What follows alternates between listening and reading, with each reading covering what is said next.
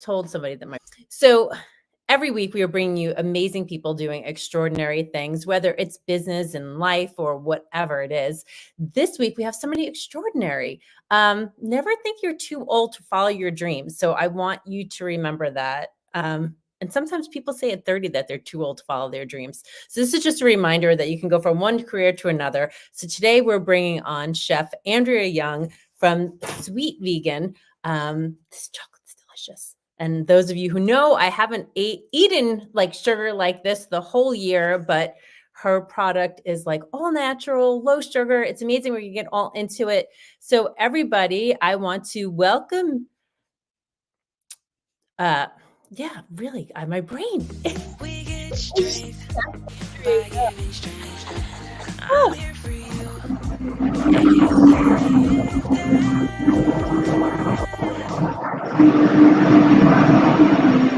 Hi, Chef. How are you? Hi, good morning. How are you doing? I am great. So let's read a little bit about your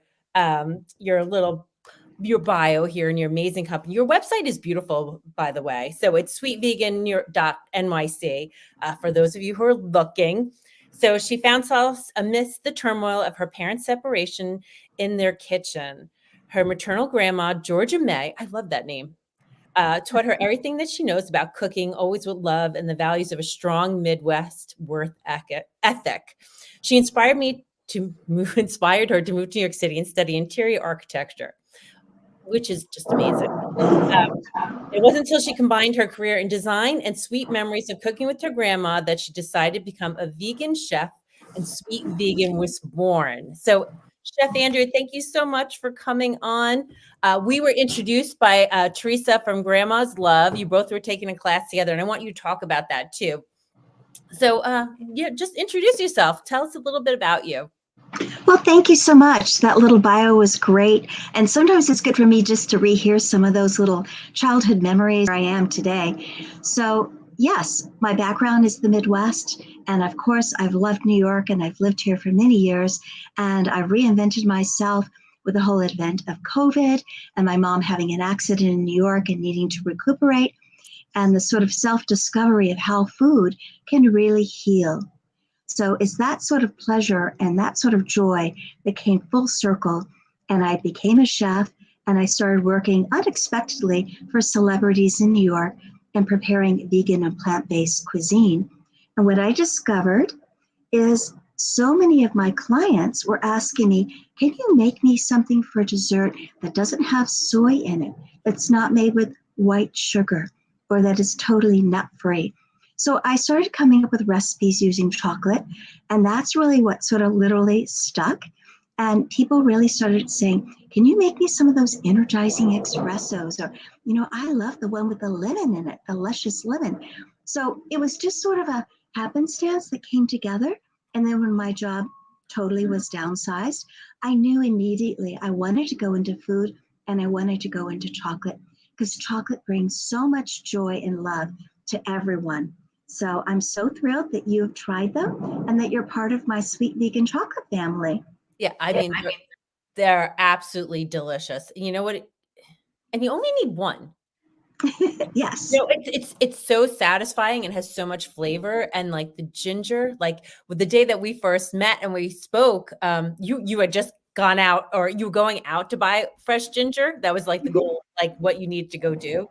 And it's like you can taste every bite of, of like real ginger. And like, it might be also because I've been like so like not sugar that I appreciate every taste in there, and it's like, it's not like sometimes you have like a Hershey bar and it's like you're just putting stuff in your mouth that doesn't like really taste good, and it's made with all chemicals and different products. I want to go back. So when did you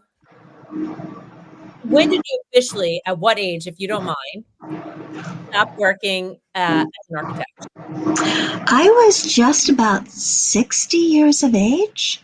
Wow. So, it was kind of an opportunity for me to reevaluate. It had been happening gradually before that. the few years before, like 4 or 5 years, there was the writing on the wall. We'd already discussed, I had already been downsized from 5 days a week to 4 days a week. So, and I had a non-compete clause, so I couldn't very well just go into another industry, related to, being in interior architecture. So when my mom had that little fall and I needed to really help her on her next steps of healing, that was just an opening of the door for me to sort of look at myself as well. And how could I be a better person? How could I learn more? And how can my mom and I kind of connect? So I really learned the value of how much love that there can be and how much healing property comes from love as well as good quality food. So I would really say it's both. It's both ingredients that make people live and flourish. And so that's how I really recaptured some of my youth, and the same way reinvented myself with a passion to make a difference in every single thing I do around food. And that's why I'm always sharing that chocolate love with you, with friends, with family, with my cohort through Goldman Sachs, and of course, with, just people that I meet on the subway in New York City, because it's such a joy to have people have that aha moment that something vegan can actually taste so unbelievably delicious. Yeah, usually it's vegan and you're like, eh. Yeah, Okay, so 60. Okay. Now, do you mind saying how old you are now? sure. I'm 68. 68. Okay, Mhm, and you're going out, you're doing markets, mhm. you're out, like, you're, on social media, creating videos, create like, it's amazing. There's some people that are like, "Oh my god," like, how do you think I know happenstance happened, but how did you have that courage to do it? Well, I think it was more of a burning desire than just courage. I think the courage came along with it, but I knew I wanted to have a legacy in the world. And my legacy isn't going to be for children and all of that sort of routine that you would expect, perhaps. But I have lots of great family and nieces and nephews.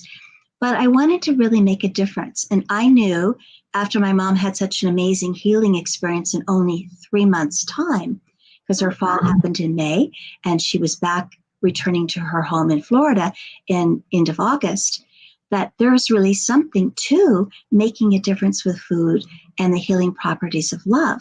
And even though in architecture, I had so much passion and joy for creating spaces for people and making a difference in how they live their lives, this is a much broader reach. And I also have the opportunity now to work with high school kids and make a difference in their lives and helping the next generation of New York leaders really have an experience with quality food, learning to decipher for themselves what their taste buds tell them, and also through entrepreneurship and a mentorship program that I've established. So there's a lot of great things that come together. And when you have that passion, as you well know yourself, you step out in courage. It's not the courage that comes first.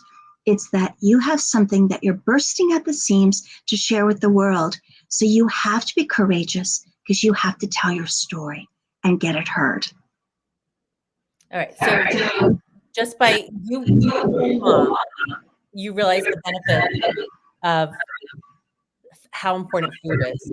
I Mhm. like that's, like, been my goal this whole year of 2024 is all about what I put in my mouth, right? And, using apps like, Bobby's Best and the Yuka app, and just, like, going to the supermarket and scanning items constantly, because you listen to, like, all these podcasts and they're talking about, like, how we're poisoning ourselves. And Mhm. so what did you do for mom that was so different? Yes, love. You just were like, "Let's feed you better." Was she Well, I was working full time, so there really wasn't the thought of making all these dishes and helping her to nutritionally get healed. I had to hire somebody to come in, and that person could work like the following few days. And I wanted to somebody immediately because my mom was coming into my home and she was immobile. She had had a hip fracture and she was malnourished. So with those two situations, fast upon me, this woman came in and she started, and her name is Christine Waltemeyer, and she has her own company, the Natural Kitchen Cooking School, And she worked for us one day a week. And on that day, I didn't work in interior design. I came home and we cooked together. So I was the sous chef, and Christine Waltermeyer was the sort of the lead chef, showing and directing and curating all the meals and talking about the healing properties of cabbage and, what you can do with different kinds of, burdock root and carrots and different things that go together.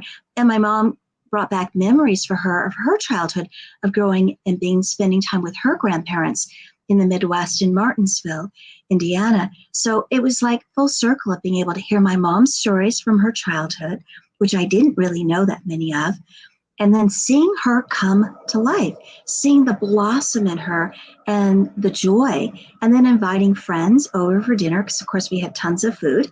And the people that would come over would be my girlfriends and neighbors in the building. And it was just like a very nice, sweet connection in so many dimensions. And it's like we really crave a social connection with each other. So it's so wonderful to be on this podcast today because I have the opportunity to really connect with other people and share my story and let people feel that warmth that comes with eating healthy and sharing that love with family. Because I think cooking is all about sharing love.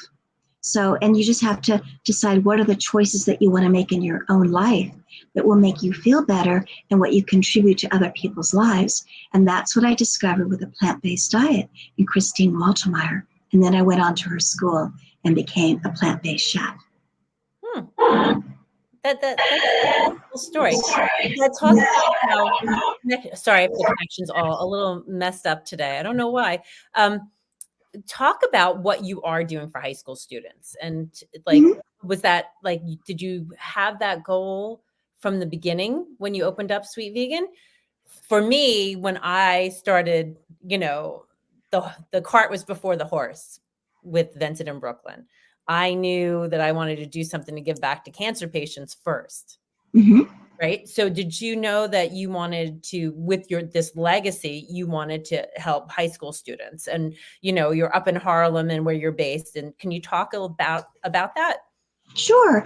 I don't think I really knew in the beginning I wanted to work with high school students, but ironically, that's exactly what my mom did all of her life. For 32 plus years, she was a high school teacher.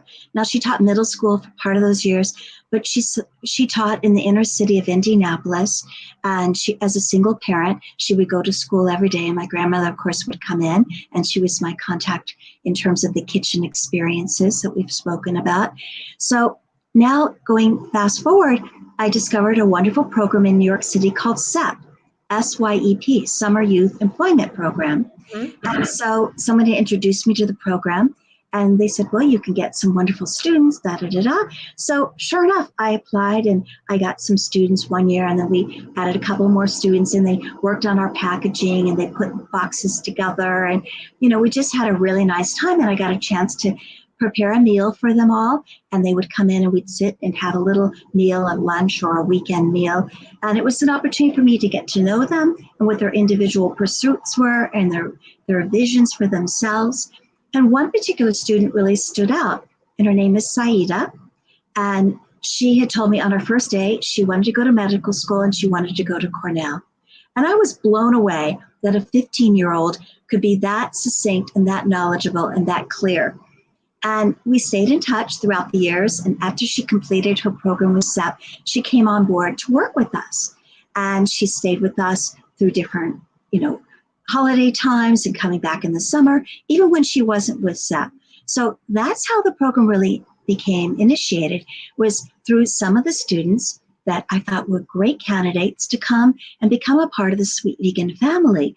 So then we started working with them and discovering, what are your desires? Where would you like to go to school when you finish high school? What are the things that you really enjoy in your life? And then I've had each colleague come up and speak, either one-on-one or as a group, to the students so that they can really get to know where we've been, what our lives have been like. And one of my colleagues actually went through the SEP program as well when he was in high school.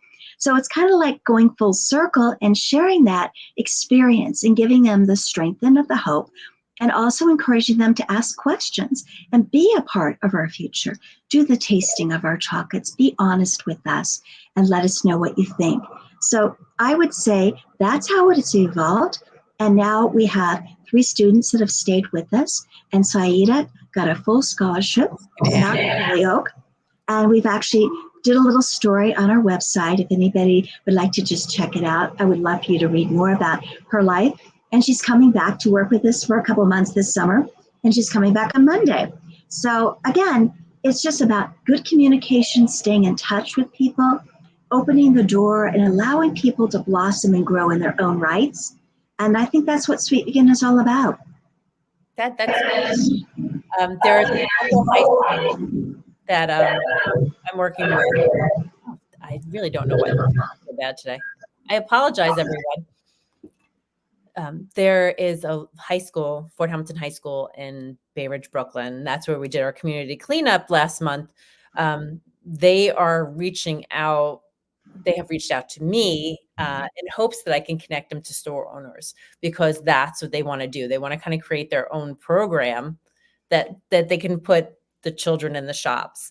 Sometimes there's a little like hesitancy, like, oh, I don't want to train anybody. I don't know what to do. What do they, or trust or whatever it might be. Do you have any pointers for those people, or what I can say to help sell high school students? Well, I think it's like anything else. You have to have standards. You have to communicate those standards.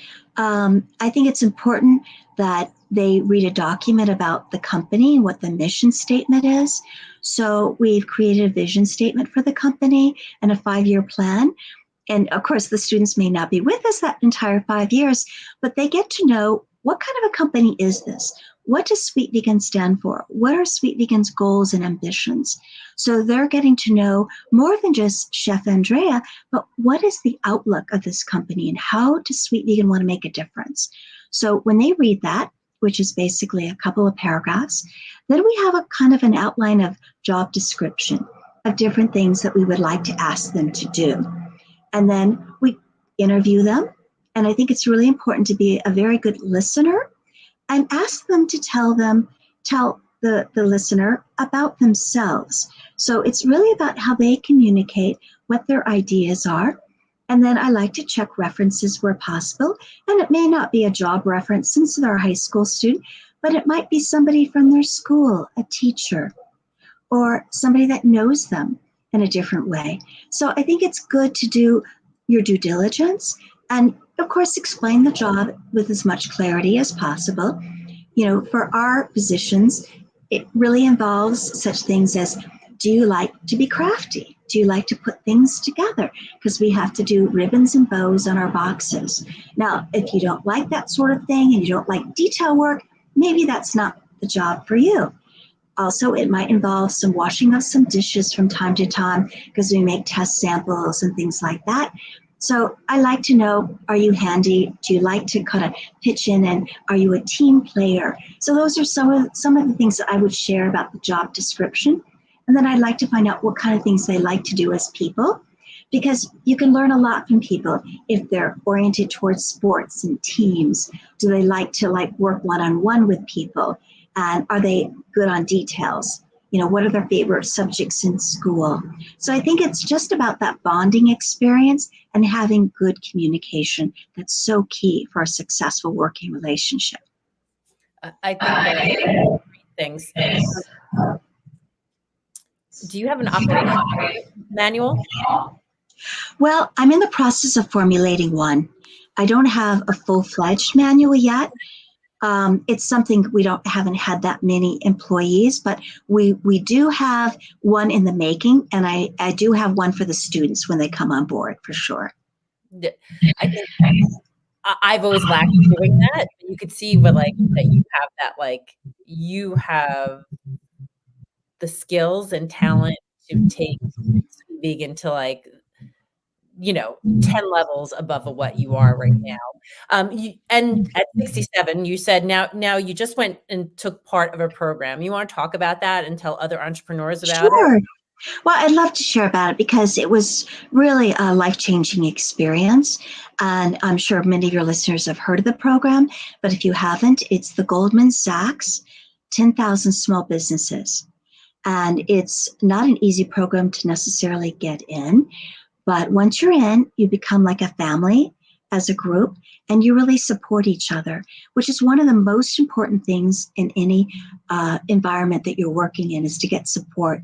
And where do you get support when you're an entrepreneur? It's very much of a solo path.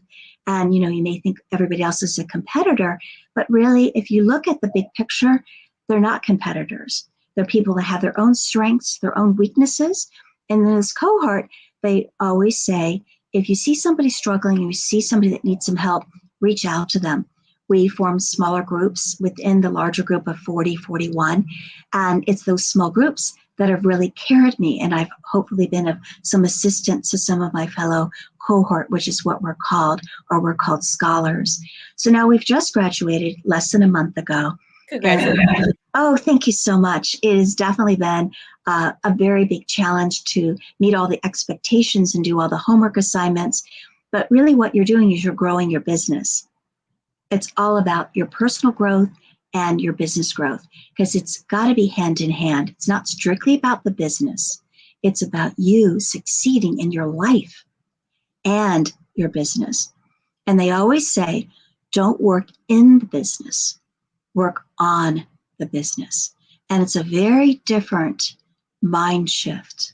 And it's so critical to have that clarity and that reinforcement and see that in my colleagues and my fellow scholars. Impressive. Now, is that something that is you have to pay for, or is it you get in for free? Well, once you're selected into the program, you complete the application process, as well as you have an interview, and it could be a virtual interview or a live interview. You're required, at least in my program, to attend. It was usually 1 day a week. There were some weeks that were 2 days a week. And you must be punctual. You must really have the professionalism that you would want in your own business for the school program. And it is totally free, which is an amazing concept, that something so valuable and life-changing is totally available for the reach. There are requirements, of course, of what you're doing in your business. So they're looking for people that are on their way in their business, not necessarily a brand new startup, because that may not fit with what the Goldman Sachs, business, growth proposition is all about. Mm-hmm. So I really feel that if you're possibly considering it, apply. There's many different ways that people can learn more about the program, looking it up, contacting me directly. I'm happy to share my experience. And the people within the program that are the leaders of the program are also very accessible, and they have some workshops to learn more, just as introductions into the program, so you can see where you fit and what some of the requirements are. And they'll actually even help you with some of the application processes if you need some assistance to make sure you're completing them properly. So there's no reason why you can't succeed in this program, and getting in might seem like the hardest part. So, don't let things stop you. Persevere through things and make it happen for yourself. Make it on your vision board and make it happen. Do you have a vision board? Yes, I do have a vision board. And that was one of the things we discussed within the Goldman community as well in the very, very beginning, about segmenting your vision board into the personal, the professional as well. So I have both on my vision board, because I think that they complement each other. Strength, empowerment, doing good in the world can take many forms, but being healthy, of course, is so critical, so that you can do all the other things that you wish to do. So yes, absolutely. And I keep it close at hand so I can, look at it every single day. Yeah, I was just listening to Mel Robbins' podcast about it and manifesting, and I'm not going to remember the doctor's name, but she said when she first started out and she was just like in a small little pad, that her vision board was in her bathroom. So she's like, well, anybody that comes over is a close friend, so it's okay.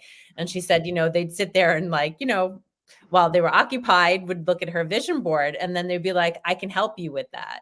So do you have it in a public space, or is it how often do you look at it, and have you hit those goals? Well, the goals are always evolving. I mean, it's a process. So I wouldn't say from the beginning of the Goldman program to now, creating our vision board, that everything's is happened. But, I'm on a way on every single task. It's a day-to-day, reinforcement. And I do keep it in a personal place so that I can see it every single day. It's actually in my bedroom so that when I wake up every day and before I go to sleep every evening, it's available for me to refresh and keep it alive through my dreams, through my outreach in the community. And it enables me, when I wake up in the morning, to have a fresh start on every single day and reinforce my passion. That's beautiful. I have to create a new one for myself.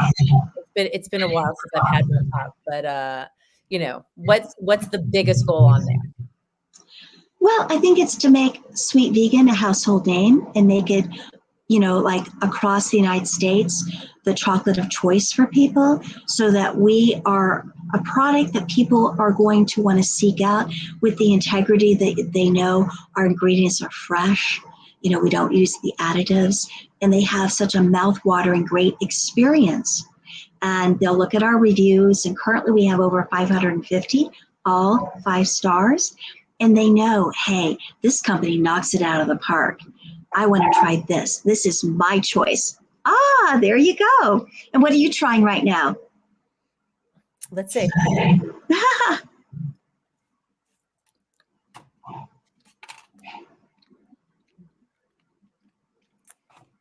It's so good. Oh my goodness. Wait. Which one is this? It's not the ginger. It's not the lemon. Oh my goodness. Well, it might be Midnight Passion, which is our bestseller, which is our pure chocolate. Uh-huh. It's so good. It's creamy, it's rich, but I love the lemon and I love the ginger too. Ah, I don't know. So, Chef, yeah, they're unbelievable, and I love how they're all natural. And if you're somebody who, like me, was told that they're pre-diabetic, if you follow the glucose goddesses theory, just make sure that you eat foods in the right order and that you have your dessert right after your meal, so that it's not in the middle of the day. I just finished my breakfast with vegetables and protein, and if there's a spike, it's going to be really, really low, and the sugar in here is really, really low.